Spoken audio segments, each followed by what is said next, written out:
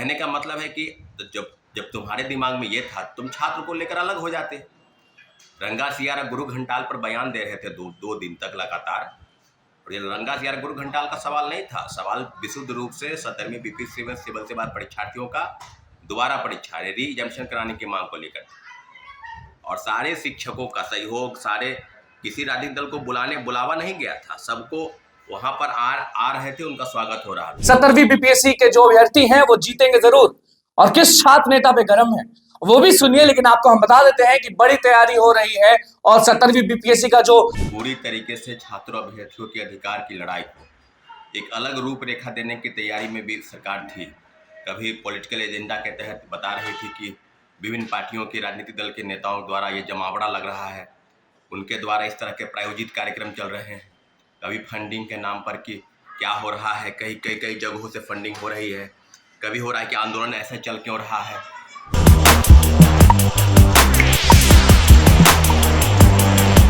नमस्कार, मैं हूं अनुकुल तिवारी और आप वॉइस अब देख रहे। देखिए, छात्र नेता सौरभ कह दिए हैं कि हाई कोर्ट और सुप्रीम कोर्ट से 17वीं बीपीएससी के जो अभ्यर्थी हैं वो जीतेंगे जरूर, और किस छात्र नेता पे गरम है वो भी सुनिए। लेकिन आपको हम बता देते हैं कि बड़ी तैयारी हो रही है और 17वीं बीपीएससी का जो समझ जाइए कि जो जोश है वो बहुत ज्यादा बढ़ रहा है। अचानक से जोश थोड़ा सा 1% ठंडा होता नहीं है कि 100% बढ़ जाता है। क्या कुछ कह रहे हैं छात्र सौरभ, आप वो सुनिए और बताइएगा जरूर कमेंट में कि आप क्या सोच रहे हैं। नमस्कार साथियों, जय हिंद। बीपीएससी 17वीं सिविल सेवा परीक्षा को लेकर जो भी अपडेट है आपको हम अपडेट करा देते, क्योंकि कल सुनवाई होनी है और पूरी तरीके से सारी योजनाओं पर अभी 54 दिन गदरीबाग धरना स्थल पर हम लोग बैठे हैं। और जिस प्रकार से चीज़ें की जा रही है, आपने देखा होगा कि पूरी तरीके से छात्रों अभ्यर्थियों के अधिकार की लड़ाई को एक अलग रूपरेखा देने की तैयारी में भी सरकार थी। कभी पॉलिटिकल एजेंडा के तहत बता रही थी कि विभिन्न पार्टियों के राजनीतिक दल के नेताओं द्वारा ये जमावड़ा लग रहा है, उनके द्वारा इस तरह के प्रायोजित कार्यक्रम चल रहे हैं। कभी फंडिंग के नाम पर कि क्या हो रहा है, कई जगहों से फंडिंग हो रही है, कभी हो रहा है कि आंदोलन ऐसा चल क्यों रहा है। कुछ चेहरे जो है वो चमक रहे हैं, कुछ चेहरे द्वारा इसको अलग अलग तरीके से रूप रंग दिया जा रहा है। तो पूरी तरीके से सरकार की इस बातों पर सरकार को भी, अब बिहार सरकार को भी ये पता चल गया है कि ये विशुद्ध रूप से छात्र आंदोलन है और छात्र आंदोलन में छात्र हित की जो भी समस्या है उसको लेकर उठाने की जरूरत थी। और 17वीं सिविल सेवा में जो हुआ, एक परीक्षा 2 पालियों में आयोजित कराकर और छात्रों को गुमराह करना, छात्रों को बताना मुट्ठी भर लोग हैं और षड्यंत्र कर रहे हैं बीपीएससी के खिलाफ, सरकार के खिलाफ, अपनी आवाज़ को ना उठाए। और उसको किस प्रकार से आपने देखा होगा कि बापू परिसर केंद्र में पटना के जिलाधिकारी थप्पड़ चला रहे हैं। एक व्यक्ति की जो कर्मी है, राज्य कर्मी है, उसकी वहाँ पर मृत्यु हो जाती है। उस मामले में भी लिपापोती करने का प्रयास किया गया। पोस्टमार्टम रिपोर्ट में जो चीज़ें सामने दर्शाई गई और उसके परिवार के लोग, जो उनके बच्चे हैं, उनकी पत्नी है, जो मृत व्यक्ति है, वो बता रहे हैं कि किस प्रकार से वहाँ किस प्रकार से हो रहा था। लोगों को ससमय प्रश्न पत्र मुहैया नहीं करवाया गया, उल्टे छात्रों को बताया गया कि ये लोग बाहर से आ गए थे। तो काफ़ी चीज़ें हुई। आपने देखा होगा कि 18 तारीख से 18 दिसंबर से हम लोग धरने पर बैठे हैं और आज लगभग 9 फरवरी हो चुका है। तो पूरी तरीके से पूरे आंदोलन में चाहे वो प्रशांत किशोर की भूमिका, चाहे पप्पू यादव तो कई बार वहाँ पर आए, कई बार वो वहाँ पर एक दिन रात में सोए भी वहाँ पर साथ में अभ्यर्थियों के साथ। और पूरी तरीके से सरकार की योजनाओं पर कि सरकार क्या करने जा रही है, नहीं करने जा रही है। सरकार लगातार ये कह रही थी कि पेपर लीक का कोई सवाल नहीं था। सवाल है कि जो परीक्षा है वो एक शिफ्ट में आयोजित होगी और जहाँ भी गड़बड़ी होगी, गड़बड़ी के संदर्भ में एक परीक्षा केंद्र की बात की जा रही थी, जबकि 18,000 परीक्षार्थी का वो केंद्र बनाया गया था और 12,000 के आसपास अपियर हुए थे। और फिर उन्हीं 12,000 अभ्यर्थियों के साथ साथ 22 अन्य परीक्षा केंद्रों पर परीक्षा ली गई, दोबारा परीक्षा। तो इस बात को लेकर लड़ाई थी और जिसको लेकर लगातार बयानबाजी चल रही है।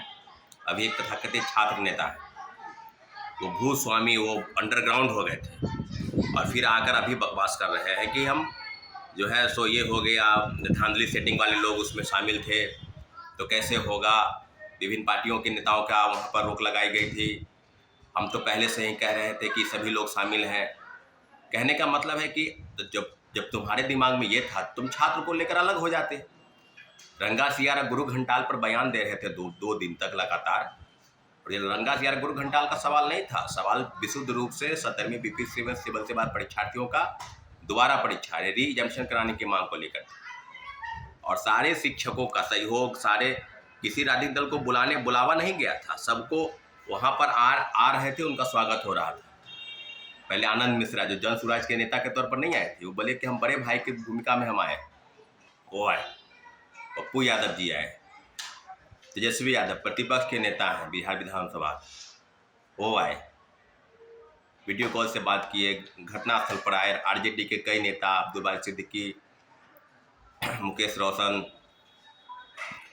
आलोक मेहता और बड़े बड़े नेताओं का वहाँ जवाब रहा। CPI-ML के कई नेता आए, देश के बड़े नेताओं में से राहुल गांधी आए।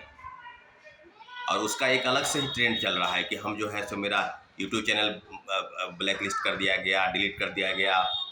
वहाँ पर कई लोग थे जो अलग अलग, मतलब कहने का मतलब है कि तुम्हारे कथनानुसार वहाँ आंदोलन होता, जबकि तुम बीपीएससी के छात्र नहीं हो, तुमको बीपीएससी से मतलब नहीं था। तुम्हारा कहना था कि मेरे अनुसार ही सब कुछ हो, मैं ही जो बताऊं वही, कि फलना को आने पर रोक, उसको आने पर रोक, उसको आने पर रोक, तभी आंदोलन होगा। ऐसे आंदोलन हुआ है क्या? हर आंदोलन का वो पेटेंट करवा के रखा हुआ है कि आंदोलन जो होगा उसी के कहने के अनुसार होगा। वो जैसा कहेगा कि जो व्यक्ति को बुलाया जाएगा, वह किसी को रोक नहीं था कि वो नहीं आएगा। जो लोग वहाँ पर आएंगे, छात्र हित में बात करेंगे, बीपीएससी एग्जामिनेशन की बात करेंगे, सभी लोग का वहाँ पर स्वागत है। इसलिए आंदोलन होता है। आंदोलन बड़े पैमाने पर हुआ, किसी कैसे ऐसा आंदोलन पूरे देश में इस तरह का आंदोलन नहीं हो रहा है, छात्र आंदोलन। और कभी बताया जा रहा है कि फंडिंग के नाम पर, तो कभी कोई फंड करवा रहा है, तो कोई कुछ करवा रहा है। हमारे साथियों पर 4 बार लाठीचार्ज हुआ, हाउस अरेस्ट हुआ, शिक्षकों को आने पर रोक लगी, गिरफ्तारी हुई, कई छात्रों की गिरफ्तारी हुई। और वो जो है सो 2 महीना अंडरग्राउंड हो गया, उसके बाद आके मीडिया में बाइट दे रहा है।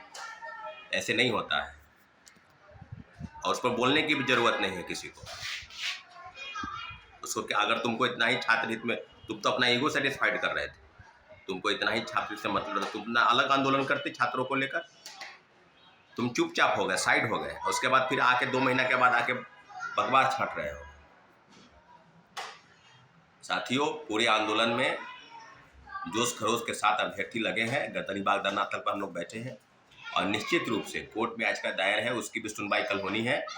और पुनः एक बार फिर से हम लोग आंदोलन की तैयारी कर रहे हैं। जितनी भी चीज़ें होंगी सभी से आपको अवगत किया जाएगा, लेकिन इतना जरूर है कि अभी हम लोग पीछे हटने के मूड में नहीं है। इसका खमियाजा दिल्ली विधानसभा में लोक जनशक्ति पार्टी और जेडीयू दोनों को खमियाजा उसका भुगतना पड़ा है।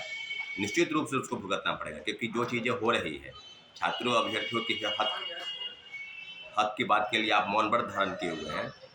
इन सब मामलों पर कल जो है फैसला होगा। कोर्ट में याचिका दायर है, 3 अलग अलग याचिका की सुनवाई कल होनी है। एक अलग याचिका सुप्रीम कोर्ट में दायर है, जिसमें रवि परमार मनु भाई की नियुक्ति को लेकर चैलेंज किया गया है, क्योंकि वीआरएस एक दिन पहले और नियुक्ति एक दिन। तो शाहनवाज सौरभ का क्या कुछ कहना था वो आपने सुना, और अब देखना होगा कि क्या होता है, जीत कब मिलती है, क्योंकि जीतने तो पक्का है, अभ्यर्थी जीतने वाले हैं। तो देखना होगा कि क्या होता है। फिलहाल बस इतना ही, क्योंकि पढ़ेंगे भी लड़ेंगे भी, यही नारा है। और शाहनवाज सौरभ किस तरह से बोले हैं कि हाई कोर्ट और सुप्रीम कोर्ट से जीतेंगे भी, क्या कुछ कहना था वो आपने सुना। तो बस हमारे चैनल को सब्सक्राइब करें, वीडियो को लाइक करें।